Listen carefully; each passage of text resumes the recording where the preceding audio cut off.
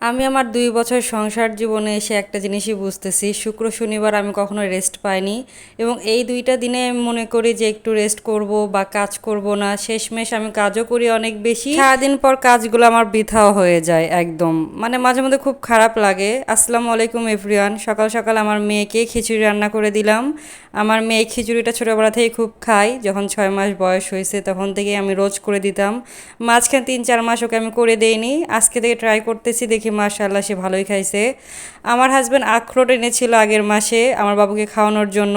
মাশাআল্লাহ আমার বাবু খায় নাই, আমার কাছেও জঘন্য লাগছে। কালকে মুরগির মাংস আর ডাল রান্না করেছিলাম, একটু মুরগির মাংস দিয়ে এখানে পাস্তা রান্না করলাম আর কফি খাইলাম 11টার দিকে। এগুলো খাওয়ার পরে ভাবলাম অনেকগুলো কাপড় ভেজায় রাখছি, ওগুলো ধুয়ে কাপড়গুলো ছাদে রোদে দিয়ে আসলাম। আর রশিতেই আমার বেশিরভাগ ক্লিপ থাকে, তো অনেকগুলো কাপড় ভাবলাম শর্ট পড়বে, আবার বাসা থেকে নিয়ে গেলাম। আমার হাজব্যান্ড ক্যান্টনমেন্ট থেকে আসার সময় অনেকগুলো জিনিস নিয়ে আসছে। এই মিষ্টিটা আমার কাছে খুব মজা লাগে, পার পিস 20 টাকা করে, 2টা নিয়ে আসছে কারণ জানে আমি মিষ্টি খুব কম খাই। আর রুটি নিয়ে আসছে, আমার জন্য রুটি নিয়ে আসছিল কারণ নিচের ভাবে অনেকগুলো তরকারি দিয়ে গেছে, দুপুরবেলা এগুলো দিয়ে হয়ে যাবে। আমি রুটি খাবো, আমার হাজব্যান্ড ভাত খাবে। তো মেয়ের জন্য ডাইপার নিয়ে আসছে, 2 দিন ডাইপার ছিল না, আমি যে কি কষ্ট পাইছি। মানে এই মাসে আমার মেয়ে 56 পিস এবং আগের টুইঙ্কেলের 15-16 পিস নষ্ট করছে, কারণ দিনে 4-5 বার সে পটি করছে এবং অনেক কষ্ট করে। 2 দিন তো আমার কাছে ডাইপারই ছিল না, খুব কষ্ট হয়েছে। 2 দিন পর পর আমি বিছানার চাদর পরিষ্কার করেছি।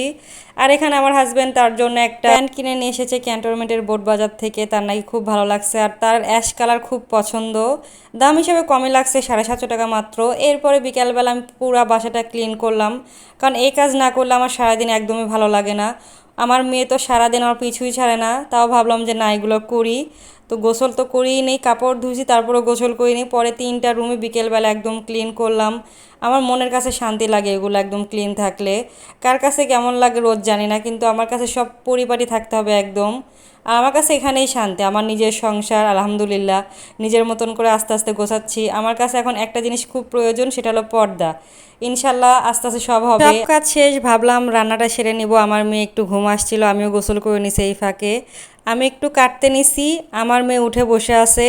অর্ধেক জাস্ট কাটা হয়ে গেছে, আমার মেয়ে 2 মিনিটের ভিতরে একদম সব নোংরা করে ফেলাইছে। এরপরে সে তো আমার কোল থেকেই নামবে না। একটু রান্নার ভিডিও করব বা রেসিপি দিব, এটা তো হচ্ছে না। আমার হাজব্যান্ড আজকে মলা মাছ আর ট্যাংরা মাছের পুরপুরি খাবে, যেটা শুদ্ধ ভাষায় চচ্চড়ি বলে। আসলে বগুড়া অ্যাকসেন্টটা আমার মুখে অলওয়েজ আসে। আর আমার জন্য ছোট আলু দিয়ে ট্যাংরা মাছ দিয়ে ঝোল রান্না করলাম, আমার কাছে পুরপুরি তেমন ভালো লাগে না। তো আজকে এত কষ্ট করে রান্না করলাম, আমার হাজব্যান্ড বাইরে থেকে আসার সময় চাপ নিয়ে আসছে। আমার এত রাগ লাগছে যে এত কষ্ট করে রান্না করলাম, টাটকা খাবার খাবো, কিন্তু আমার হাজব্যান্ড তো এগুলো নিয়ে আসছে। যাই হোক ব্যাপার না। অনেক দিন পর আমার হাজব্যান্ড কিটক্যাট নিয়ে আসছে 3টা, বলতেছে একটা তোমার, একটা আমার, একটা ইনায়ার। আমি প্রেগনেন্ট অবস্থায় আমার হাজব্যান্ড এরকম নিয়ে আসতো, তো আমার মেয়ে তো ভাগিদার হয়ে গেছে ভাগ বসাইতে। এরপর আমার মেয়েকে ঘুম পাড়ায় দিলাম। আল্লাহর কাছে লাখ লাখ শুক্রিয়া যে অনেক ভালো আছি আলহামদুলিল্লাহ। তো আজকের মতো এতটুকুই, টাটা বাই বাই, খোদা হাফেজ।